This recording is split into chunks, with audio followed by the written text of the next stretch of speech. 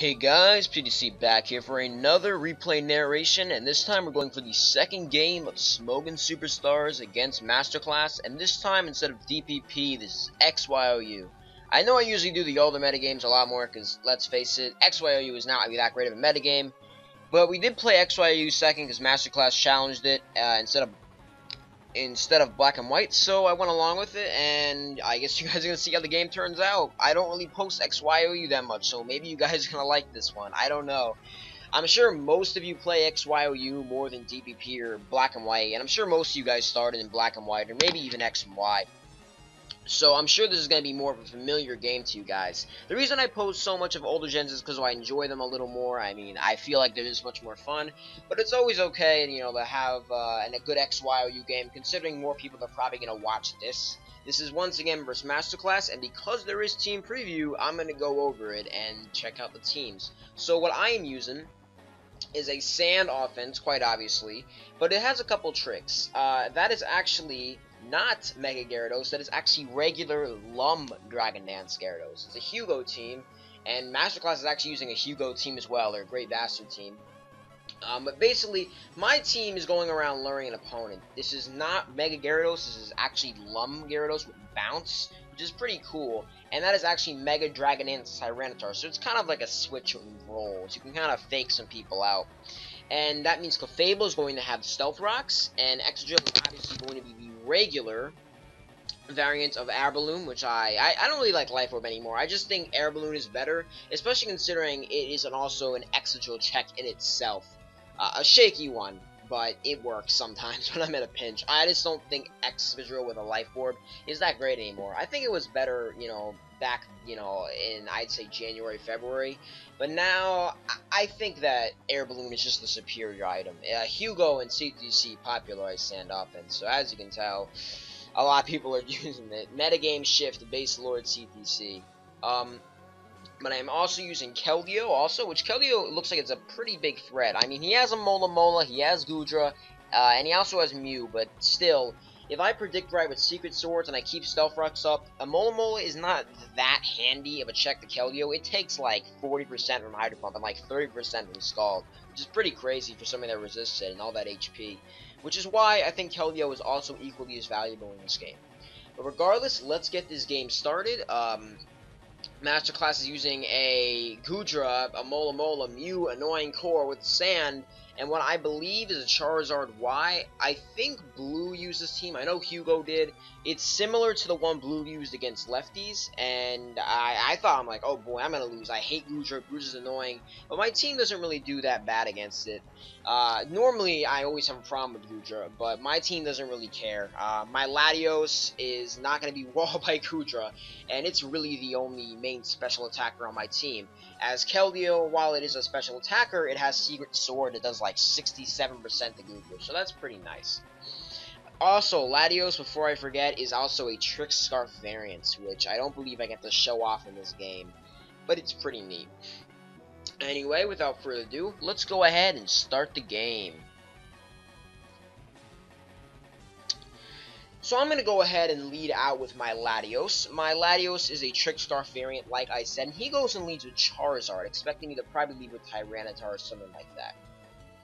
I go ahead and switch out and go to my Clefable. I'm pretty sure Latios was going to scare him off, and I figured he was going to go to Tyranitar, so I do get the nice switch advantage early on in the game as I go to my Clefable. I like that. I thought it was a really good play on my part, and that made me able to get up Stealth Rocks really early in the game, which is really nice. I know that I need to keep pressure on Excadrill, which is one of my game plans, and if I do manage to keep Rocks on the field, he's going to have a really hard time breaking my team, considering how Charizard is hurt really badly by Rocks, Goodra doesn't really like Rocks, and it lacks recovery. A Mola does not lack Rocks, as it gets to a KO by a lot of stuff because of it. And in general, it's always good to have Rocks in the field. He goes for a Focus Blast. I'm guessing expecting Tyranitar to come in, but instead I go out to my Latios, and once again I pull out a double switch.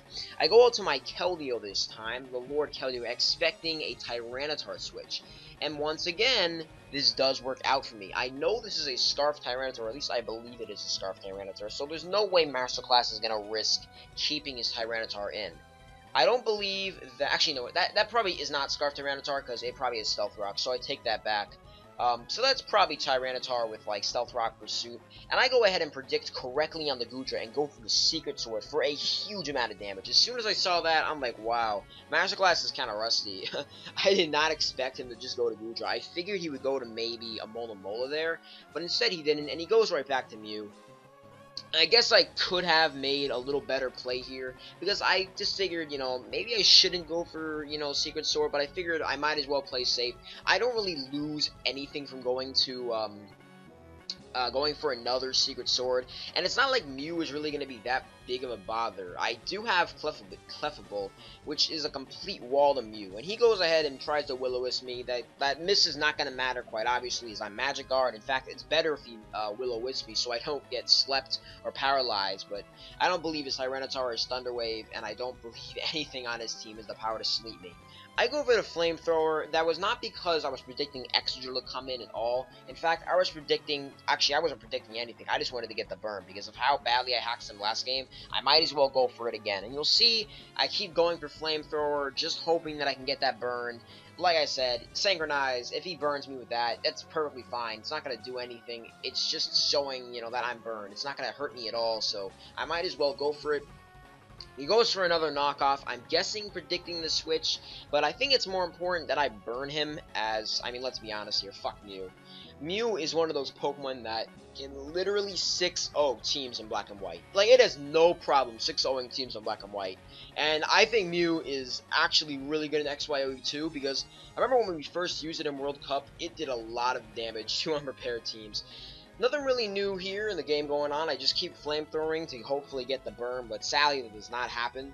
He goes ahead and switches out, and he goes into his Charizard Y, which is completely going to wall my Clefable and destroy me with my own, with his Fire Blast. I go ahead and heal up here. I guess that kind of was a little, you know, useless. I don't really think healing up there was probably the best play, but I go for it anyway, and, I mean, 100% Clefable, whatever.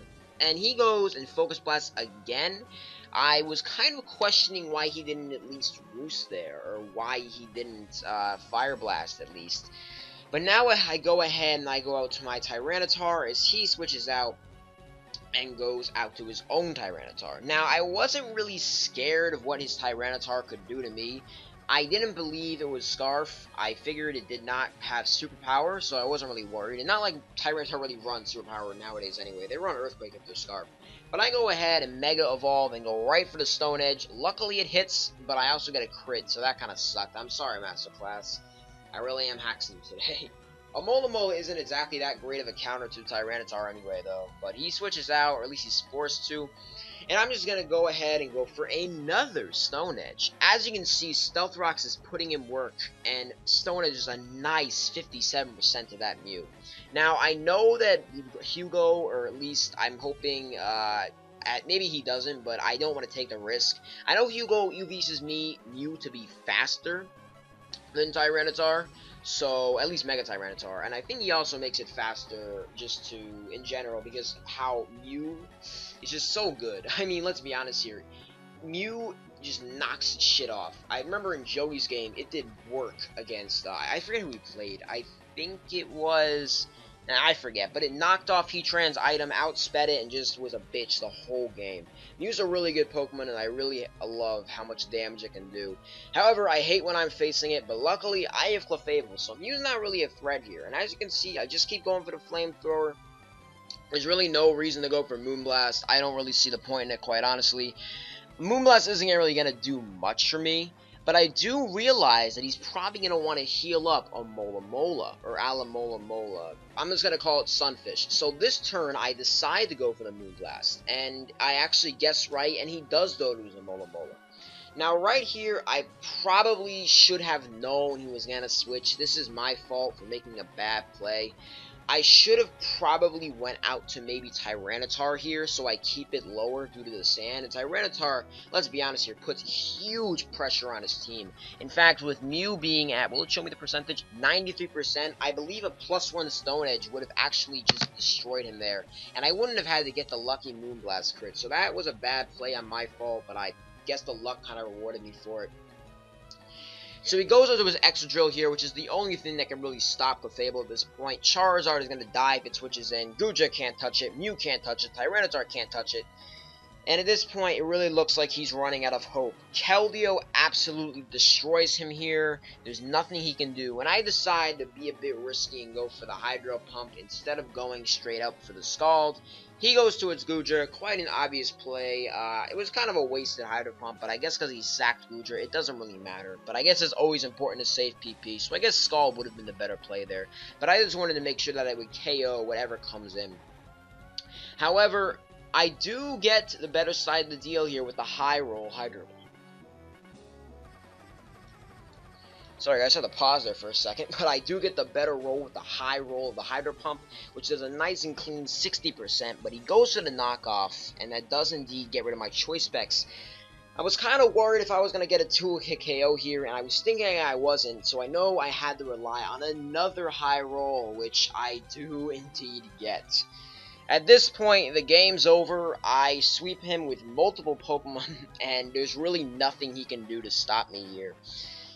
I do feel kind of bad for how much I hacked him, although in general, I think my team advantage was honestly just too great to beat him here. I don't think there was really anything he could do, because let's be honest here, Masterclass lost kind of at the matchup.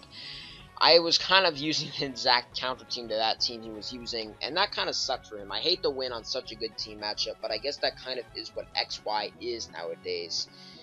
But anyway, he decides just not to bother continuing the battle, and as you can tell, he leaves, High Impulse joins, and that's the game. It wasn't really that great of a game, I'll admit it, because it was so one-sided, and I got a little lucky. And I am sorry for all that, I really am. I did not mean to hack you that much. But I guess it's kind of just how things go. Anyway, Masterclass, that was a good game, and I hope you guys did enjoy the X and YOU content. And hopefully there'll be a lot more X and YOU content coming. I need to play my Grand Slam game actually soon, but I keep Johning, and I don't want to John, but I have no teams, so that kind of sucks. But anyway, I hope you guys enjoyed this one, and hopefully you guys are going to enjoy my next series. I don't know if you guys like my live laddering, but I'm going to be doing a Poke Battle live, because the Season 1 is starting in just a couple days, and it's actually one of the things I'm really excited for, because quite honestly, Poke Battle looks really cool, and I can't wait to try it out, and hopefully I'll get a lot of subs from that too, because I do plan to get #1 in the ladder. I know I got #1 there before, but hey, I mean, I guess I can do it again for the views, right? I mean, sure, it's always good to get your name out there, and although Poke Battle is not that big, hopefully I will be one of the people that is spreading its name around the YouTube Pokemon community and get a lot of people to join it. All you need to do is just hop on the forums, hop on the simulator, and have a good time, really. It's just really fun. I know it sounds like I'm not being paid, but Phil is not paying my ass to say this shit. I promise. Phil, Blue Kirby, they're not paying me. Yet. That's the question. Maybe who knows? Maybe when I get a YouTube partner, it will be Poke Battle, for all I know. But anyway, I hope you guys enjoyed the game, and I hope you guys enjoyed the 720p content. I saw some of you guys excited about that in the comment section. Once again, I'm gonna say that I'm not really good at recording at all. I'm not good at editing, but hopefully you guys are gonna enjoy my coming content in HD and maybe 1080p one day. But anyway, just some more, couple little last things. I always like to ramble at the end of these games because, you know, I just like to get my words out there as a commentator, because when I commentate strictly over the game in Pokemon, I kind of just go along with the game. I don't really talk about anything aside from the game, which I feel like I should do. It's a YouTube channel. I might as well.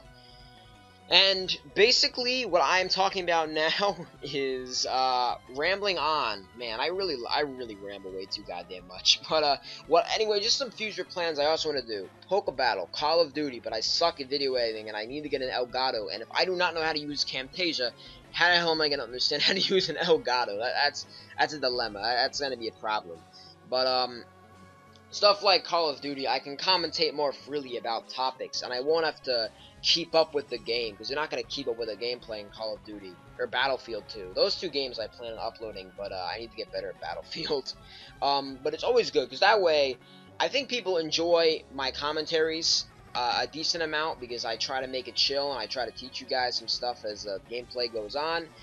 But I guess Call of Duty is just to talk about some other things, involving gaming, involving those games, and involving life, involving shit, funny stories, whatever, involving the community, you know, all that kind of stuff. And I'm sure it will help get a wider audience anyway. But anyway, I hope you guys enjoyed it. Please like, subscribe, comment, share, especially share and subscribe. And like too. Comment also. I always love talking to you guys and replying to your comments. But I hope you guys enjoyed this video. And I guess I'll see you guys on the next one.